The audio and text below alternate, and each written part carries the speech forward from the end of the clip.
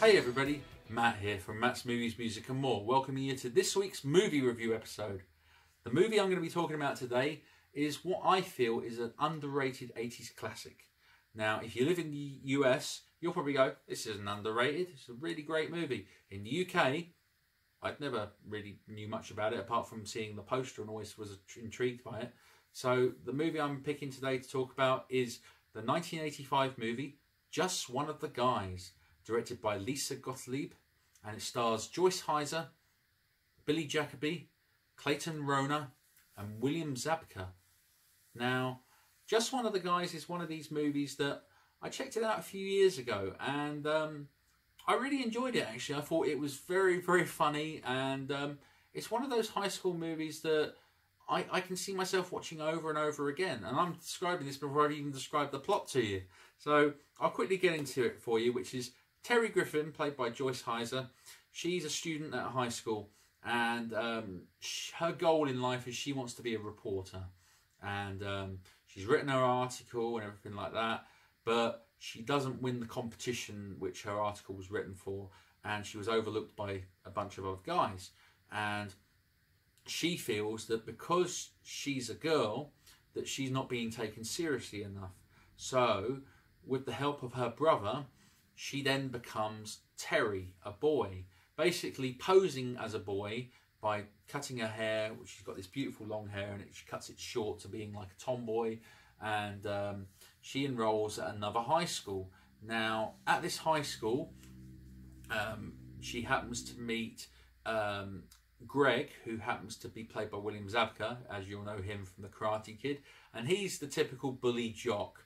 And you also meet Rick Morehouse, played by Clayton Rohner.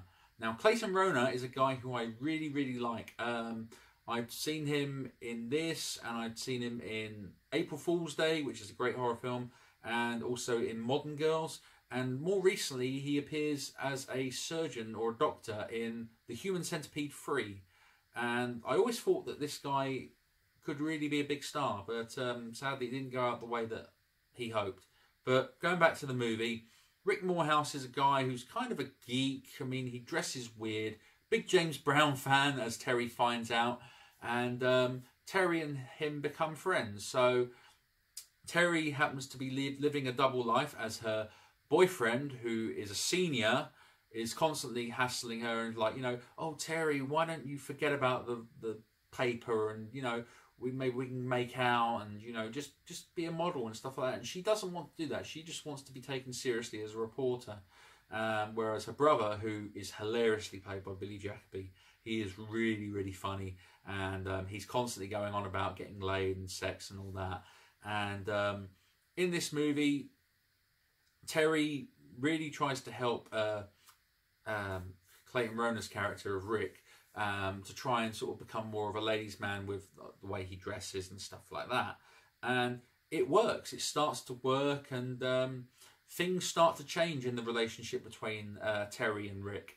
And that's where you've got to really watch it, because it's a movie that you might accuse it of being like a sex comedy in the style of other high school movies, like Revenge of the Nerds or Porky's or something like that, but it's different. And I'd say this has got a lot of charm. It's really funny. It's got some good actors in it who have little bit parts in it, including Sherilyn Fenn, who would go on to the Twin Peaks, and you've got Air Gross, who was in House 2 and The Couch Trip, and in this he plays like a sort of Star Trek alien geek, in which he talks to his buddy, who is they're kind of like dorks and stuff like that, and it's really funny when they do that. And you've got a character in it who has animals like snakes and chameleons and stuff like that, which is very strange too.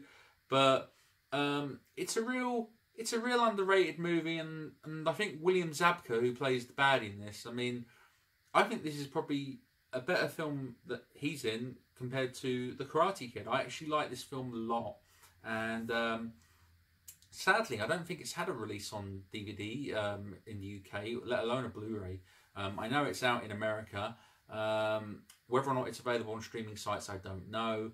But I would definitely say check this one out. If you love 80s comedies, 80s high school comedies, I would definitely say check this movie out. This is a really, really fun movie, and it's got some great music in it as well. So again, I'll give you a little factoid about Joyce Hyser briefly, which is that she's playing a high school student, but she's probably supposed to be a 16, 17-year-old girl. But she was roughly about 26, 27 in real life around the time she did this movie. Just like most high school movies, the actors tend to be older than the characters they actually play.